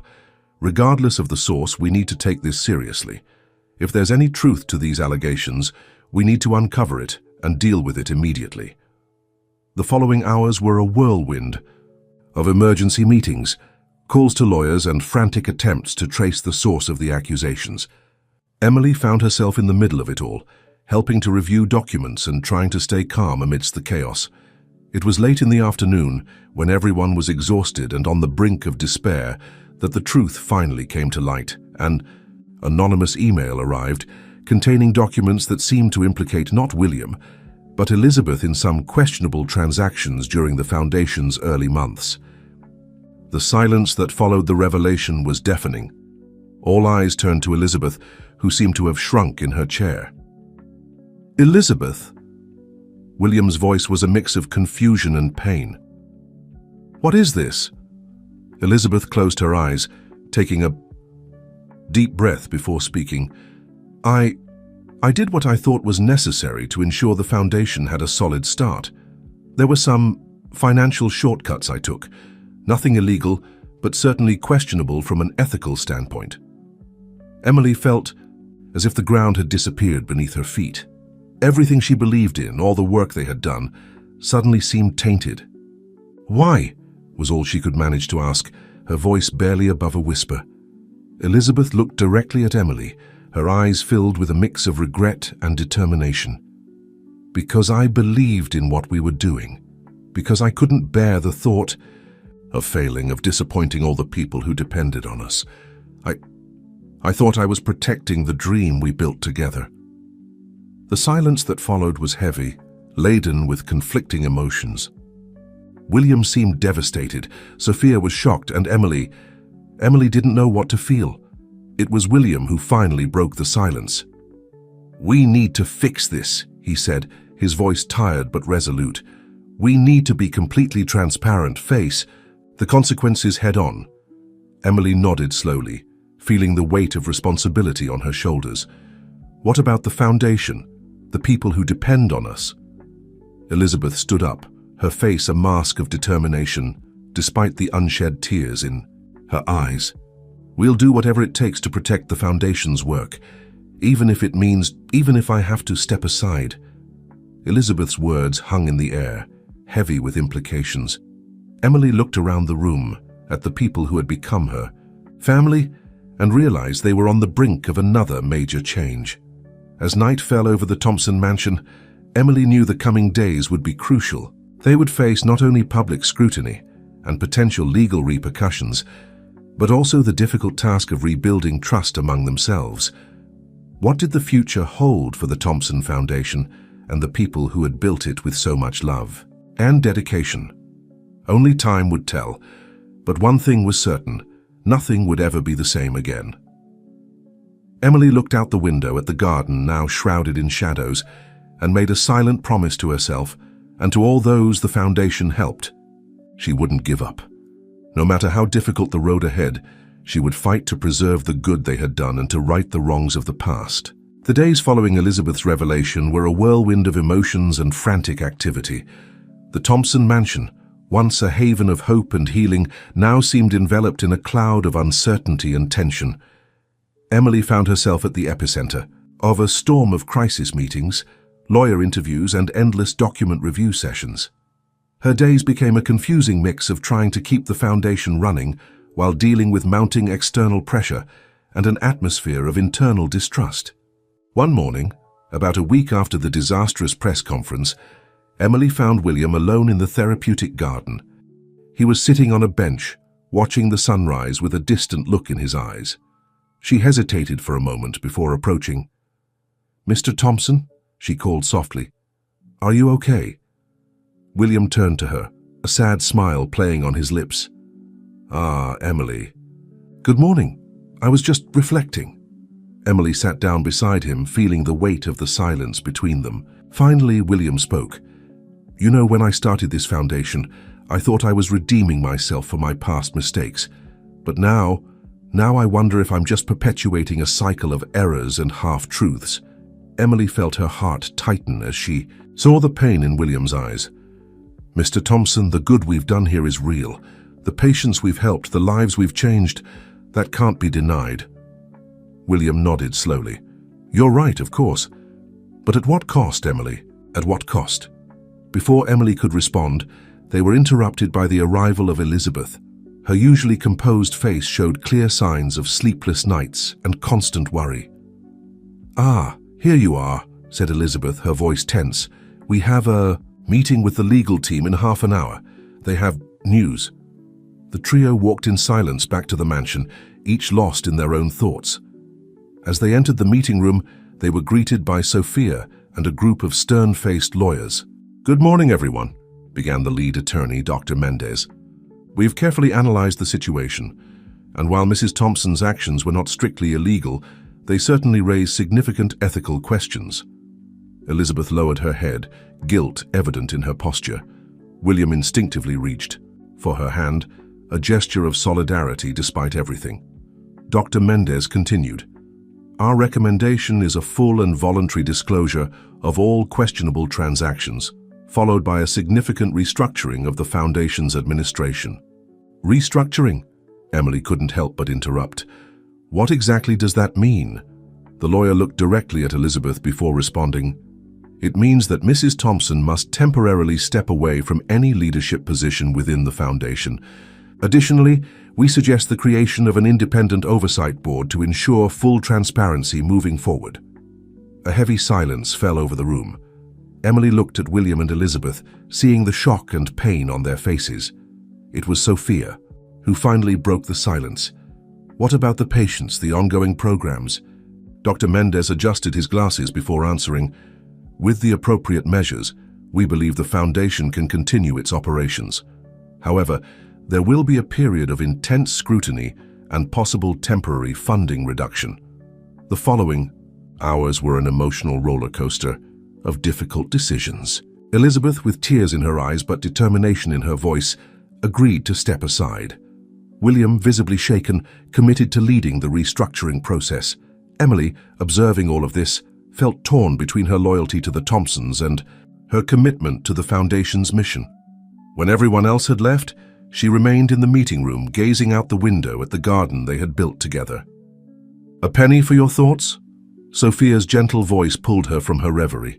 Emily turned, a weary smile on her face. "I'm just trying to process everything. It feels like in the blink of an eye, all our hard work is at risk." Sophia stepped closer, placing a comforting hand on Emily's shoulder. "It's not at risk, Emily. It's being tested, and you know what? I believe we'll come out stronger from this." Emily looked at Sophia, surprised by her optimism. "How can you be so sure?" "Because we have you," Sophia replied simply. "You, Emily, are the heart of this foundation. Your integrity, your compassion, these are the qualities that will guide us through this storm." Sophia's words touched Emily deeply. She felt a wave of determination rising within her. "You're right," she said, straightening her shoulders. "We can't give up now. There are too many people counting on us." In the days and weeks that followed, Emily found herself stepping into a leadership role she had never imagined. With Elizabeth stepping back and William focused on handling the legal and public ramifications of the situation, it fell to Emily to keep the Foundation's programs running. She threw herself into the work with renewed dedication, spending long hours at hospitals and rehabilitation centers, ensuring that every patient continued to receive the care they needed. Her evenings were filled with planning meetings and brainstorming, sessions to find ways to do more with fewer resources. One day, while visiting one of the rehabilitation centers, Emily had an encounter that would change her perspective. A young patient, Lucy, who had made remarkable progress in recovering from a stroke, approached her. "Miss Emily," Lucy called, her voice still a bit hesitant due to aphasia. "I heard about the Foundation's troubles. I want you to know what you've done for me, for all of us here. It's real, it matters." Emily felt tears forming in her eyes. "Thank you, Lucy. You don't know how much I needed to hear that." In that moment, looking into Lucy's hopeful face, Emily felt a renewal of her purpose. Yes, mistakes had been made. Yes, the road ahead would be difficult, but the good they were doing was undeniable and worth fighting for. As she returned to the mansion that night, Emily made a silent promise to herself and to all the patients like Lucy. She would do whatever it took to ensure that the Thompson Foundation not only survived this crisis, but emerged from it stronger and more dedicated than ever to its mission of healing and hope. The future was still uncertain, but Emily knew that with determination, integrity, and the support of those who believed in the Foundation's mission, they could overcome any obstacle. The journey of redemption and rebuilding was just beginning, and Emily was ready to lead the way. The months that followed were a roller coaster of emotions and challenges for Emily and the entire Thompson Foundation team. The restructuring proposed by the lawyers was in full swing, bringing significant changes to how the foundation operated. Elizabeth, true to her word, had completely stepped back from day-to-day operations, though her presence was still felt in the halls of the mansion. William, for his part, divided his time between cooperating with ongoing investigations and working tirelessly to keep the Foundation's funders and partners on board. Emily found herself in a leadership position she had never imagined. As the person most familiar with the Foundation's programs and patients, she became the vital link between the changing administration and the hands-on work that continued in the hospitals and rehabilitation centers. One sunny summer morning, Emily was in her new office, formerly a rarely used living room in the mansion, reviewing reports when Sophia walked in, carrying a stack of documents. "Good morning, Emily," Sophia greeted with a tired but genuine smile. "How are we today?" Emily sighed, rubbing her tired eyes. "Surviving, I think. The numbers from the last quarter are encouraging, all things considered, but we still have a long way to go." Sophia nodded, sitting down across from Emily's desk. "Well, I have some news that might help. The new oversight board is finally formed, and they want to meet with you this afternoon." Emily felt a wave of nervousness. The independent oversight board was one of the key recommendations from the lawyers to ensure the transparency and integrity of the foundation moving forward. Their approval would be crucial for the organization's future. "With me? But what about William?" Emily asked, surprised. Sophia smiled gently. "William suggested that you be the Foundation's spokesperson for this meeting. He believes, and I agree, that you are the one who best represents the true spirit of our work." Emily was speechless for a moment, feeling the weight of the trust placed in her. I don't know what to say. It's a big responsibility." "A responsibility you are more than ready to take on," Sophia assured, gently squeezing Emily's hand. "Now shall we go over the key points for the meeting?" The next few hours were a whirlwind of preparation. Emily dove into reports, statistics, and patient stories, determined to present the best possible case for the continuation and expansion of the Foundation's work. When the time for the meeting finally arrived, Emily found herself facing a diverse group of professionals: renowned doctors, ethics experts, non-profit administrators. Their gazes were attentive and, in some cases, skeptical. Taking a deep breath, Emily began her presentation. She spoke not just with numbers and charts, but with heart. She shared stories of patients like Lucy, described the research breakthroughs the Foundation had enabled, and detailed plans for the future. "Ladies and gentlemen," she concluded, her voice steady despite her nerves, "I know the Thompson Foundation has faced significant challenges. Mistakes were made, and we are committed to correcting them. But the good we do, the lives we transform, that is real and valuable. With your guidance and oversight, I believe we can not only continue this work, but expand and improve it." There was a moment of silence after she finished. Then, to her surprise, the board's chairman, Dr. Oliver, a respected neurologist, began to applaud. The other members soon joined in. "Miss Carter," Dr. Oliver said, a genuine smile on his face, "your passion and dedication are evident, and more importantly, your integrity is clear. I believe I speak for everyone when I say we are eager to work with you and the Foundation's team to ensure this vital work continues and thrives." Emily felt a wave of relief and gratitude wash over her. It was a crucial step in the right direction. Leaving the meeting, she found William waiting in the hallway, anxiety evident on his face. "So?" he asked, barely containing his apprehension. Emily couldn't hold back a smile. "They're on board. We have work ahead of us, but they believe in us, Mr. Thompson. They believe in what we're doing." William let out a sigh of relief, pulling Emily into an unexpected hug. I knew you could do it, Emily. You are the heart of this foundation now. As they walked back to the office, eagerly discussing the next steps, they were interrupted by Elizabeth, who was hurrying down the hallway with a look of concern on her face. "William, Emily," she called, her voice tense. "We need to talk. It's about Leo." Emily felt her heart tighten. Leo, the cat who had played such a crucial role in William's recovery, had become something of an unofficial mascot for the foundation, often visiting patients and bringing comfort. "What happened?" William asked, the worry evident in his voice. Elizabeth hesitated for a moment before responding. "He's sick, very sick. The vet doesn't have good news." The shock of the news hit Emily like a punch to the gut. Leo wasn't just a pet. He symbolized the beginning of their entire journey, the catalyst that had triggered William's recovery and, by extension, the creation of the foundation. As they hurried to the veterinary clinic, Emily couldn't help but reflect on how, even in moments of progress and hope, life had a way of reminding us of our fragility. What did the future hold for Leo? And how would this new trial affect the already fragile emotional recovery of the Thompsons and the foundation? Emily knew that the days ahead would bring new challenges, both personal and professional, but she was determined to face them, one step at a time, with the same courage and compassion that had guided her this far.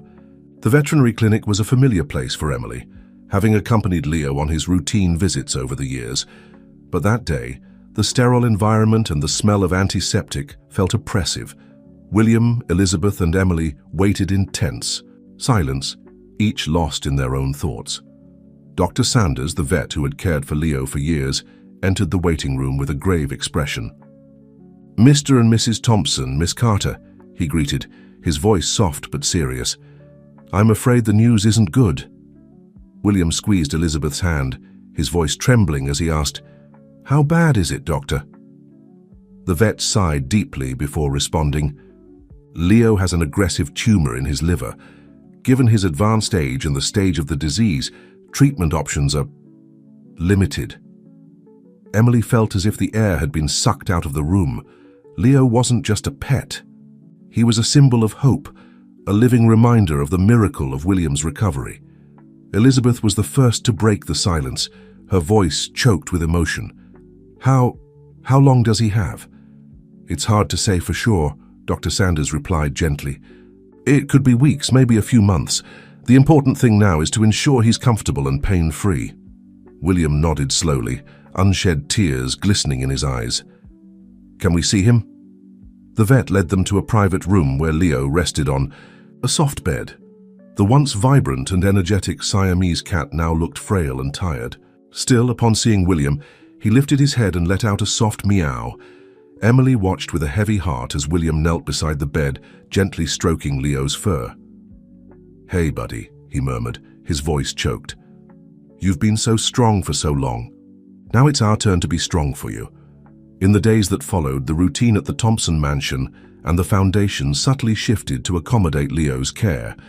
Emily, with her experience in palliative care, took an active role in ensuring the feline's comfort. One afternoon, while administering Leo's medication, Emily found William sitting quietly in the garden, watching the sunset.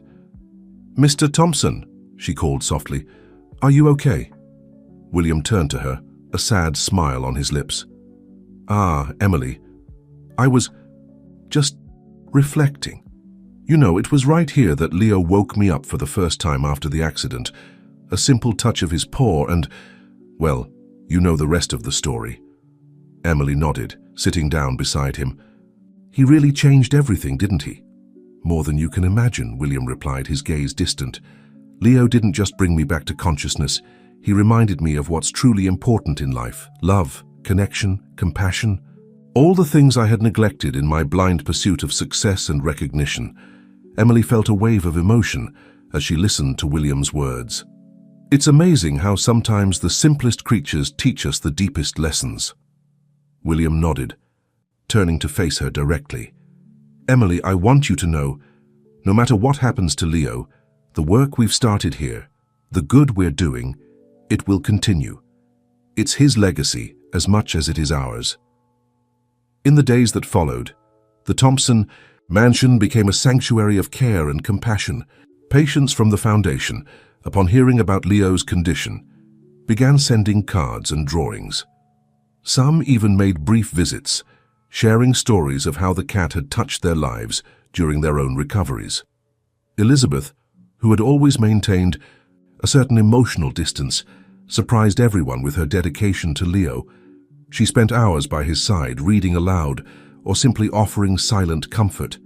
One evening, Emily found Elizabeth asleep beside Leo's bed, her hand gently resting on the cat's fur. The scene deeply moved Emily, reminding her of how love and compassion can flourish even in the most difficult circumstances. As the days had turned into weeks, it became clear that Leo's time was running out. His energy gradually waned, though his spirit remained strong. It was on a quiet Sunday morning that Leo finally closed his eyes for the last time, surrounded by William, Elizabeth, and Emily. The moment, though painful, was serene, a peaceful farewell to a beloved companion who had touched so many lives. In the days that followed, Emily observed how the loss of Leo deeply affected not only the Thompson family, but the entire foundation community. Patients, staff, and volunteers came together in a wave of support and shared memories. At an intimate ceremony in the mansion's garden, William announced the creation of a new foundation program, the Leo Project, dedicated to training therapy, animals to assist in the recovery of patients with neurological injuries. Leo showed us the healing power of unconditional love, William said, his voice emotional but firm. Through this program, his spirit will continue to touch and transform lives. Emily, listening to the announcement, felt a mix of sadness and hope. The loss of Leo was painful, but the impact he had and would continue to have was undeniable. As the sun set that day, casting a golden light over the garden, Emily reflected on the lessons Leo had taught them all. About resilience, about the power of a gentle touch, about how sometimes the greatest transformations begin with the simplest gestures.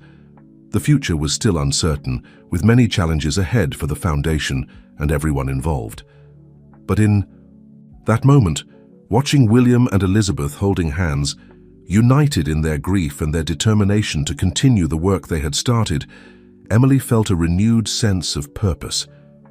The journey that had begun with a simple Siamese cat had grown into something much larger, and though Leo was no longer physically present, his legacy of love, healing, and hope would continue to guide them in the days, months, and years to come. Emily knew that no matter what the future held, they would face it together, stronger, more compassionate, and more determined than ever to make a difference in the world, one patient at a time. The months following Leo's passing were a time of profound transformation for the Thompson Foundation and everyone involved. The grief over the loss of the beloved feline gradually gave way to a renewed determination to honor his legacy through the Foundation's work. The Leo Project, announced by William during the memorial ceremony, quickly became the Foundation's flagship program. Emily, with her experience in caregiving and her personal connection to Leo's story, naturally took the lead in the program. On a sunny spring morning, about 6 months after the project's launch, Emily found herself at the Foundation's new animal training center. The space, once an underutilized area of the Thompson estate, now buzzed with the energy of dogs, cats, and even some exotic animals in training for assisted therapy. It's incredible how much has changed, isn't it? Sophia's voice surprised Emily, who was observing a training session with a young Labrador. Emily turned, a genuine smile lighting up her face. It really is. Sometimes I still catch myself being amazed at how much we've accomplished in such a short time. Sophia nodded, her gaze sweeping across the bustling space. You know, when William first suggested this project, I'll admit I had my doubts. But seeing the impact it's having, it's truly extraordinary. The two women walked together through the center, occasionally stopping to observe the various activities underway. There were socialization sessions for puppies, advanced training for older dogs, and even a small group of cats being introduced to medical equipment to familiarize them with hospital environments. "How is William?" Emily asked, noting the founder's absence in recent weeks. Sophia's expression grew more serious. He's adjusting. The loss of Leo hit him hard, you know. But this project, seeing the good it's doing, has been a source of comfort and purpose for him. Emily nodded understandingly. She herself had gone through difficult times after Leo's passing, questioning her role and purpose. But the work, the tangible impact they were having on people's lives, had anchored her. As they continued their walk, they were interrupted by a commotion near the center's entrance. A group of people was arriving, led by none other than Elizabeth Thompson. "Elizabeth!" Emily exclaimed, surprised. Since stepping back from her duties at the foundation, Elizabeth had kept a low profile, rarely appearing at public events. Elizabeth approached, a cautious smile on her face. Beside her, to Emily's surprise, was Dr. Oliver, the chairman of the Oversight Board. "Good morning, Emily, Sophia," Elizabeth greeted. "I hope we're not interrupting anything." Emily quickly composed herself. "Not at all. It's a pleasure to see you here, Mrs. Thompson. Dr. Oliver, welcome to our training center." Dr. Oliver smiled warmly. "It's impressive what you've managed to accomplish here in such a short time, Miss Carter. In fact, that's exactly what we've come to discuss." The group moved to an improvised meeting room where Elizabeth and Dr. Oliver explained the purpose of their visit. The Oversight Board, after months of careful observation and evaluation, was not only satisfied with the Foundation's progress, but excited about future possibilities. The Leo project has caught the attention of several research institutions and hospitals across the country, Dr. Oliver explained. They're interested in partnerships in expanding the program to their own facilities. Emily felt a wave of emotion wash over her. External recognition of the work they had been doing was a powerful validation of all their efforts. Elizabeth, who had remained relatively quiet until then, finally spoke. "Emily, the board. Well, we believe it's time to take the Thompson Foundation to the next level, and we'd like you to lead that expansion." The shock must have been evident on Emily's face as Sophia quickly placed a comforting hand on her shoulder. I don't know what to say," Emily stammered, suddenly overwhelmed by the magnitude of the proposal. Dr. Oliver smiled gently. "You don't have to answer now, Miss Carter. We know it's a big decision. But based on everything we've seen, and how you've steered not just this project, but the entire foundation through turbulent times, we believe you're the right person for this task." The following hours were a whirlwind of discussions, presentations of preliminary plans, and visions for the Foundation's future. Emily found herself alternating between moments of excitement at the possibilities and moments of doubt about her ability to lead such an ambitious endeavor. By the end of the day, when everyone else had left, Emily found herself back in the garden, on the same bench where so many crucial conversations had taken place over the years. The sun was setting, painting the sky with shades of orange and pink, reminiscent of that first night when she had arrived at the Thompson mansion, a young nurse full of ideals and uncertainties. Thinking about the offer, William's voice surprised her. She hadn't seen him approach. Emily nodded, a hesitant smile on her lips. "It's an incredible opportunity, but also terrifying. I don't know if I'm ready for so much responsibility." William sat beside her, his gaze fixed on the horizon. "You know, Emily, when I started my company many years ago, I had the same doubts. I wondered if I was up to the challenge, if I could really make the difference I dreamed of." He paused, turning to face her directly. "But I learned something important over the years, something you helped me rediscover. It's not our certainties that define us, but how we face our uncertainties. And you, Emily, have faced every challenge with grace, compassion, and a strength you might not even realize you possess." William's words touched Emily deeply. She reflected on her journey. From that first day caring for a man in a vegetative state to now, being invited to lead a national expansion of a program she had helped create. "Thank you, Mr. Thompson," she said softly, "for everything. For trusting me from the start, for giving me the chance to grow and learn." William smiled, a paternal pride gleaming in his eyes. "No, Emily. I'm the one who should be thanking you. You not only brought me back to life, but gave my existence a new purpose, and now you're about to take that purpose to a level I could never have imagined." As the last ray of sunlight disappeared on the horizon, Emily felt a clarity she hadn't experienced in a long time. The path ahead would be challenging, full of unknown obstacles, but she wouldn't be alone. She had the Thompsons' trust, the support of a dedicated team, and most importantly, the inner strength she had discovered along her journey. "I think it's time we start planning the future, don't you?" Emily said, a determined smile on her face. William nodded, standing up and offering his hand to help her. "Yes, Emily, the future awaits us, and I can't wait to see what you'll do with it." Together they walked back to the mansion, ready to begin the next chapter of a story that had started with a simple act of care and now promised to touch countless lives across the country. Leo's legacy, the spirit of healing and hope he had inspired, was about to spread far beyond the walls of the Thompson mansion, and Emily, once a young nurse full of dreams, was now ready to lead the way. The following months were a whirlwind of activity for Emily and the entire Thompson Foundation team. The decision to expand the Leo project on a national scale brought with it a flood of new challenges and opportunities. Emily, now officially named the Director of Expansion for the Foundation, found herself constantly traveling, visiting hospitals, rehabilitation centers, and research institutions across the country. Each trip brought new perspectives and ideas, but also made her appreciate even more the home she had found at the Thompson mansion. One autumn afternoon, nearly a year after the expansion began, Emily returned from a particularly exhausting trip to Chicago. As she entered the mansion, she was greeted by an unusually bustling atmosphere.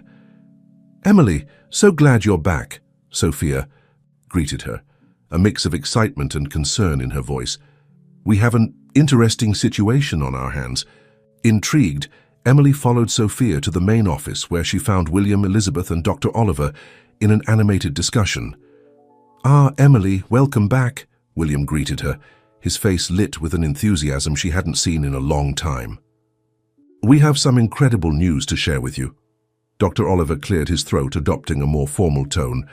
"Miss Carter, during your absence, we received an unusual proposal. A team of researchers from the Federal University of New York reached out to us. They are working on a revolutionary brain-machine interface project and believe that Project Leo could be the ideal partner for clinical trials." Emily felt her heart race.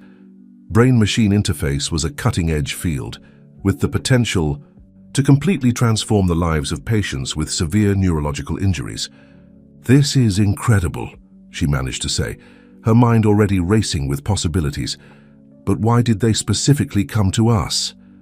Elizabeth, who had been silent until then, replied, "Apparently, our work with animal-assisted therapy caught their attention. They believe that combining advanced technology with the emotional and therapeutic element of animals could produce extraordinary results." Emily nodded slowly, absorbing the information. It was an exciting opportunity, but also a daunting one. Entering the field of cutting-edge research would mean navigating uncharted waters, with new ethical and logistical challenges. "What do you all think about this?" she asked, looking around the room. William was the first to respond, his enthusiasm evident. "I believe it's a unique opportunity, Emily. Imagine the impact we could have if this works." Elizabeth, always the voice of caution, added, "It's exciting, no doubt, but also risky. We need to carefully consider all the implications before committing." Dr. Oliver nodded in agreement. "That's exactly why we wanted to discuss this with you, Miss Carter. Your practical experience and vision will be crucial in making this decision." Emily felt the weight of responsibility on her shoulders. This wasn't just a decision about the future of the Foundation, but potentially about the future of neurological injury treatment worldwide. "We need more information," she finally said. "I'd like to meet personally with the research team to better understand the project and how exactly we would fit into it." Everyone agreed with Emily's cautious approach. In the weeks that followed, the Thompson mansion became a hub of intense intellectual activity. Researchers, doctors, and ethics experts were invited for a series of lectures and workshops, all focused on exploring the possibilities and challenges of brain-machine interfaces. Emily absorbed every new piece of information eagerly, but also with a growing sense of responsibility. She often found herself in the garden, on the same bench where so many important decisions had been made, reflecting on the path that had brought them there. It was during one of these reflective moments that she was surprised by an unexpected visitor. A young researcher from the New York team, Dr. Nathan Carter, found her in the garden. "Miss Carter," he called hesitantly, "sorry to bother you, but I wanted the chance to speak with you personally." Emily invited him to sit, intrigued by the young scientist's direct approach. "You know," Dr. Carter began, a spark of passion in his eyes, "when I started this project, it was all about the technology for me. The idea of creating a perfect interface between the human brain and machines. It was fascinating." He paused, his gaze sweeping over the therapeutic garden. "But since we arrived here, since I saw the work you do with the animals, with the patients, I realized we were missing something crucial." Emily tilted her head, curious. "And what would that be?" "The human element," Dr. Carter replied, his eyes meeting hers. "The emotional connection, the comfort, the hope that your animals bring. That's something no machine can replicate. And now I believe it's exactly this combination, high tech with a human touch, that can truly revolutionize the treatment of neurological injuries." The young researcher's words resonated deeply with Emily. She found herself transported back to the beginning of her journey, remembering how a simple Siamese cat had catalyzed William's recovery in a way no conventional medical treatment had. "Dr. Carter," she said, a smile forming on her lips, "I think you've just convinced me that this partnership is exactly what we need." In the weeks that followed, the Thompson Foundation and the New York research team worked tirelessly to develop a collaboration plan. The project, affectionately nicknamed the Leo Connection, promised to combine the best of brain-machine interface technology with proven animal-assisted therapy techniques. At an emotional ceremony attended by patients, families, researchers, and the press, William and Emily officially announced the launch of the project. "Today," William declared, his voice filled with emotion, "we are not just starting a new chapter. In the history of the Thompson Foundation, we are potentially opening a new frontier in the treatment of neurological injuries, and all of this began with a simple act of love and care." As applause echoed through the auditorium, Emily felt a wave of emotion wash over her. Looking at the hopeful faces of the patients and their families, at the pride in William and Elizabeth's eyes, and at the determination of the research team, she knew they were on the brink of something truly transformative. The path ahead would be challenging, filled with unknown obstacles and complex ethical questions, but Emily was ready to face it. With Leo's lesson in her heart, that sometimes the gentlest touch can trigger the deepest changes, she knew they were on the right path. As the sun set over the Thompson mansion, casting a golden glow over the therapeutic garden, Emily made a silent promise to herself and to all those who trusted her. No matter how advanced the technology became, she would never lose sight of the human element, the compassion and the care that were at the heart of everything they did. The months following the launch of the Leo Connection project were an emotional roller coaster for Emily and the entire Thompson Foundation team. The initial excitement gave way to a complex reality filled with technical, ethical, and logistical challenges. Emily found herself torn between her growing responsibilities at the Foundation and the need to quickly learn about cutting-edge neuroscience technologies. Her nights were filled with intense study, trying to grasp the intricate details of brain-machine interfaces. One morning, after a particularly long night of studying, Emily arrived at the office to find Sophia waiting for her, a worried expression on her face. "Emily, we have a problem," Sophia said bluntly. "One of the test patients is experiencing unexpected side effects." Emily's heart raced. "How serious?" "It's not life-threatening, but it's concerning," Sophia explained. "John, the patient with a spinal cord injury, is reporting intense phantom sensations and pain that weren't there before." Emily felt the weight of responsibility settle on her shoulders. This was exactly the kind of complication they had feared, but hoped to avoid. "Have we informed the research team?" she asked, already heading for the door. Sophia nodded. "Yes? Dr. Carter is on his way. William and Elizabeth have also been notified." The next few hours were a whirlwind of activity. Emily coordinated an emergency meeting with the medical team, the researchers, and John's family. The tension in the room was palpable, with everyone aware of the implications this complication could have for the project as a whole. Dr. Carter, the young and brilliant researcher who had convinced Emily of the project's feasibility, seemed particularly shaken. "I don't understand," he murmured, running his hands through his hair in frustration. "All the preliminary tests indicated this shouldn't happen." Emily placed a comforting hand on his shoulder. "Sometimes, Nathan, the human body surprises us. What's important now is that we find a solution." As the team discussed possible causes and solutions, Emily found herself reflecting on the unpredictable nature of their work. Each patient was unique, each interaction between technology and biology potentially uncharted territory. It was at this moment that Elizabeth, who had remained silent until then, spoke up. "What if—" She hesitated for a moment as if weighing her words. "What if we reintroduced animal therapy at this stage?" All eyes turned to her, surprised.